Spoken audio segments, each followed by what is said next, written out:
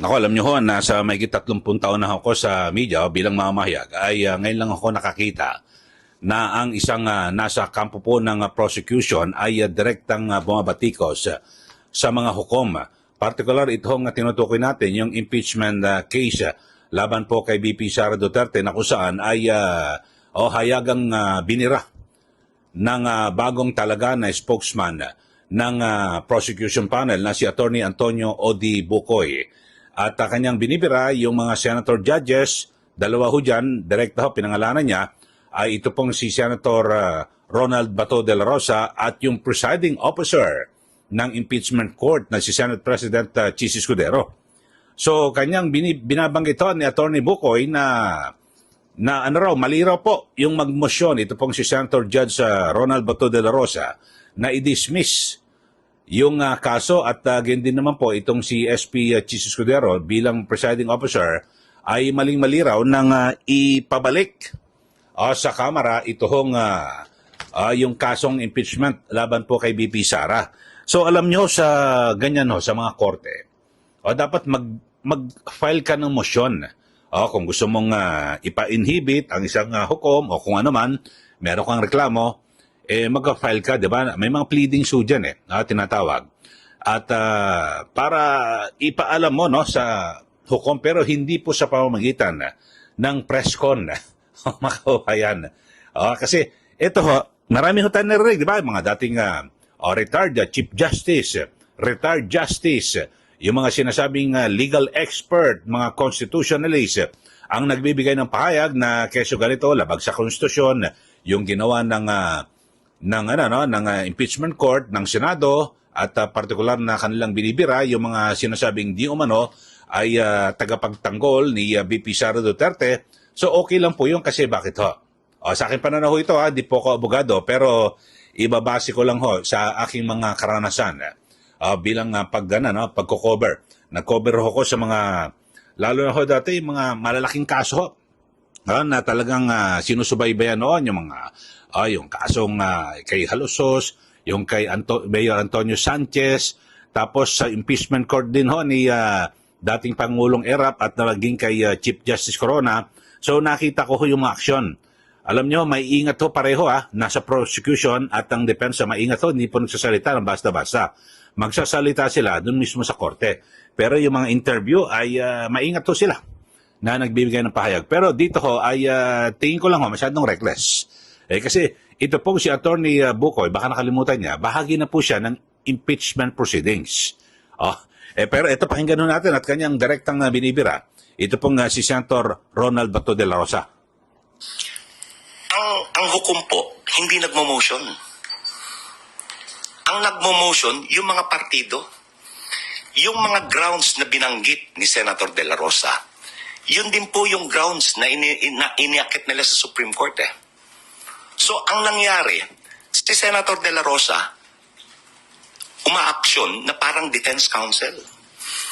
Ayon ho sa saligang batas, kapag nailatag ang articles of impeachment, dapat agad-agad mag-proceed sa trial. At dapat bigyan, iserve ng writ of summons ang impeached official para maglahad ng sagot or answer, not a motion to dismiss. Kung yung nasasakdal ay hindi pwedeng maglahad ng motion to dismiss, di lalo na siguro yung hukom. Di po ba? Dahil ang sinabi po ng saligang batas, ang kapangyarihan ay to try and decide the case.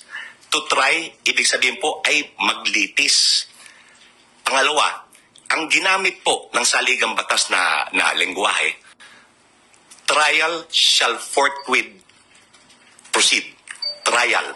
Hindi ho sinabi ng saligang batas na ang kapangyarihan ay to hear and decide. Mas malapad po ang saklaw nung legal term na to hear. Ang legal term to hear means to ascertain whether or not the articles or ang reklamo is worth pursuing. In other words, may basihan ba yung sakdal? Hindi ho sinabi ng saligang batas. Okay. So, yun ho mga kababayan. At binabanggit ito ni Attorney Bukoy na parang nagsilbing defense lawyer, ito pong si Senator Bato de la Rosa. Yan po ang kanyang pahayag. At siyempre, ito po lantaran at direkta o harap-harapan na kanyang kini-question yung kredibilidad at yung sabihin natin, yung pagkatao ni Senator Bato de la Rosa na nagsisilbing Senator Judge dito po sa impeachment trial. Kasi alam nyo ho, sa aking pagkakaalam ho, sa mga nakaraan ho, di ba? Ako nagko-cover ho ko. Hindi po pwedeng magsalita ng laban. Yung kahit na nasa prosecution ka man o nasa depensa, hindi po pwede. Kasi kung meron kang reklamo sa hukom, pwede kang mag-file ng motion para mag-inhibit, di ba? Yung kung sino man yung hukom na sa tingin mo ay meron siyang ginagawa na mali, at makakaapekto sa kanyang magiging kapasyahan dito po sa kaso. So, yun lang ho mga kababayan. At ako may narinig ako isang abogado na nakusan parang mali ang pagkakaintindi ni Attorney Bukoy dito po sa try and decide. At dito po sa kumpara sa hear and decide. So, magkakaiba ho, no? Ang mga interpretasyon, pero mukhang mali nga itong si Tony Bukoy. Dito po sa sinasabi niya, pagkumpara dito po sa try and decide. Ito at tingnan ho natin nakalagay yung try and decide and hear and decide both refer to the judicial process of resolving disputes, but they emphasize different aspects of the process. Try and decide focuses on the complete process of examining evidence. Ayun hearing arguments and then reaching a judgment.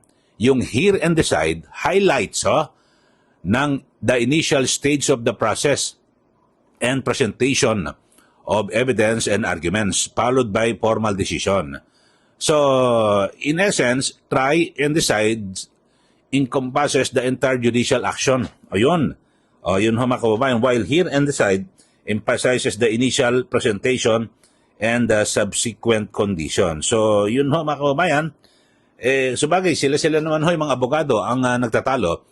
Pero magkaiba ho at talagang mas ang sinasabi, yung try and decide, yun ang talagang mas matindi ho, di ba? Yung ibig sabihin, mga kababayan. Kanya-kanya mga mga abogado ako, hindi naman po ako abogado Kasi yung sinasabi, yung ako ang issue ko rito mga kababayan ang binabanggit ho rito. Kasi ang sinasabi, try and decide might be used when discussing a specific case or a particular aspect of a trial. So, Well, dito mga kababayan, balikan ho natin. Ito pong si Attorney Bukoy, na kung saan direkta niya binabatikos, ito pong si Senator Bato de la Rosa, na isa pong judge. Kasi ako sa mga nakaraan, kapag may parang namali lang ho ng salita, yung isang prosecutor o abogado ng depensa, pwede ka ipakontempt ng judge. Ito ho kaya, pwede ho kaya ito? Na ma-contempt ito pong si Attorney Bukoy kasi bahagi na po siya ng impeachment proceedings Siya po ang nagsisilbing tagapagsalita ng ng prosecution panel. At ito binira niya rin ho itong si Senate President Chis Escudero bilang presiding officer. Ito Naging actuation and ruling ni Senate President Chis Escudero as the presiding officer of the impeachment court, ay wala ho sa saligang batas yan. Kagaya po ng pag-remand. Hindi po ang pag-remand, ibig sabihin, yung lower court should reconsider. Gaya po na nabanggit ko kanina, wala hong salitang remand sa impeachment. Hindi ho angkop ang remand sa impeachment. Yung remand ay para sa ordinaryong kaso, sa ordinaryong hukuman, but never sa impeachment court. Okay, so yun po ang kanyang binabanggit at direkta rin niya rin ho na ipinamumukha kay Senate President Chis Escudero na mali ang naging desisyon ng impeachment court, nagbotohan po dyan. Alam niyo, bawat kilos, konting kibot, dapat dyan kung magdedesisyon, magbobotohan at mayorya po ang mananaig, di po ba? So, yun po, dalawa na ho ang binira niya, yung presiding officer at ito pong si Senator Judge Ronald Bato de la Rosa. So, sa mga pagkakataong ito, pwede kayo itong i-contempt, mga kababayan. Ito, katulad ho nito, ay meron ho kung ito ho, yung, kasi meron ho akong radio program, ay pinatawagan namin, ito pong sa depensa naman. At para ma-interview namin, dahil siya nagsalita po sa prosecution. Pero sabi po ni Attorney Michael Powa, ito, sincere apologies po, but the defense team is not taking any interviews. At the moment, it will be difficult to respond to questions directly without preempting defenses at this point. We will make ourselves available to the media at the proper time. Thank you for understanding.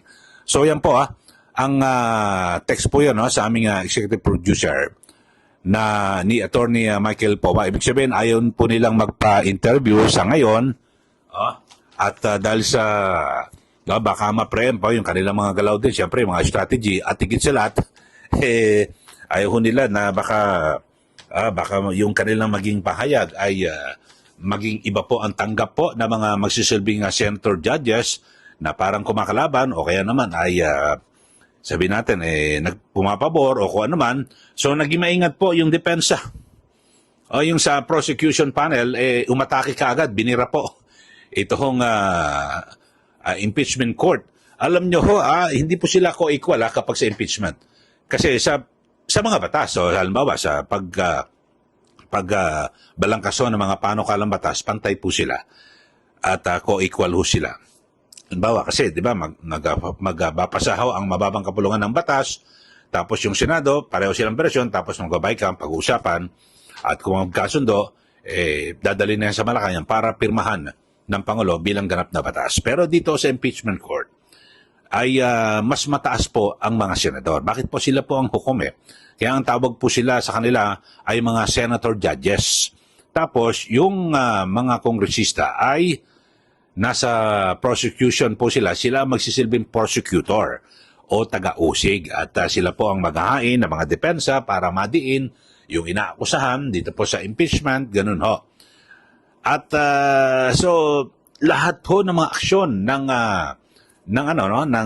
prosecution o ng depensa dapat idaan yan sa mga pleadings, maghahain sila ng motion kung ano man at 'di ba ganun ho ang kalakaran po at mga panuntunan sa pagdinig sa mga sa mga kaso. Sa lahat po ng hukuman yan kasi ito yung impeachment court ay ito mas matindi ho kasi ito, tinaghalo itong may kahalong politika ho ito, hindi katulad do sa regular na korte na talagang puro legal ho usapan doon. Dito ho ay impeachment court at mga politika po ang magsisilbing hukom. Kaya nga tawag sa kanila senator judge. Di po ba? Siyempre ang politiko meron pong yan, may kanya-kanyang pinoprotektahang interes, di po ba? Di po maiwasan yan At isa po sa mga interest nila, ano ba magiging natin? Ang magiging kalagayan natin o yung ating kinabukasan ng ating profesyon o ng ating career, political career sa after 2028. Ito ba'y makabubuti o naman makakasama? So ito ang dapat natin iboto. Hindi ko sinasabi na gano'n na magiging ang lahat po ng mga senator judges. Pero bagamat ang sinasabi ng iba, na ang kanila raw magiging batayan sa paghatol ay base po sa mga ebidensya. Pero ang realidad ho, ebidensya at interes. Politiko kasi. Kasi mga politician ito, bahagi po ito ng issue po ng politika dito po sa ating bansa. Kasi kung hindi po ganyan, dapat sinabi po ng konstitusyon, dapat hindi mga senador ang tatayo na mga hukom sa impeachment court. Dapat ang ginawa ko sana, kung talagang legal, magtayo ng ibang korte or Supreme Court, magko-convene kayo bilang impeachment court, mga ganun. Pero iba po ito Kaya kakaiba. Kaya hindi po maiwasan kasi mga politiko lahat, kaya hindi po pwede na pagsabihan ng isang senador na ikaw bias ka sa ganito o ikaw rin bias ka sa kabila. So, bahala na ho sila kasi alam nyo ho, ang taong bayan ang hahatol sa kanila. Bakit to? Kasi mag-election ulit sa 2028 eh. Yung iba mga re-electionist, yung iba graduate na o naman, ang taong bayan ang hahatol sa kanila. So kung ano ang ginawa nila ng impeachment na hindi nagustuhan ng tao, sisingilin po sila. Doon po sila mananagot. Ganun po yan. So yun lang ho, mga kababayan. At ako nagtataka lang ako. Ewan ko lang kung magkakaroon po rito ng iko-contempt po ba yung mga ganitong payag. Kasi ulitin ko ho yung mga nagsasalita, sina Chief Justice, retired Chief Justice Renato Puno, o retired Justice Antonio Carpio, retired Justice Ascuna, yung mga constitutionalists, yung mga sinasabing legal expert, yung mga abogado mula sa iba't ibang mga law school, okay po yung magsalita. Pati ako ho, lahat to, mga taga-media, mga komentarista, pwede ho tayo magsalita. Bakit to? Meron lang ho tayo Hindi po tayo kasama sa aktual na impeachment proceedings. Hindi ho tayo kasama sa partido. So, pwede ho tayo magkomentaryo. Pero yung kasama, nasa prosecution ka, kasama ka sa proceedings. O, yun lang. Okay, sa mga bago lang po sa ating channel, mag-subscribe na po kayo at huwag niyo pong kalimutan na i-share at i-like ito pong ating channel. Maraming salamat muli. Ito po si Ka Eli. Magandang araw po sa ating lahat.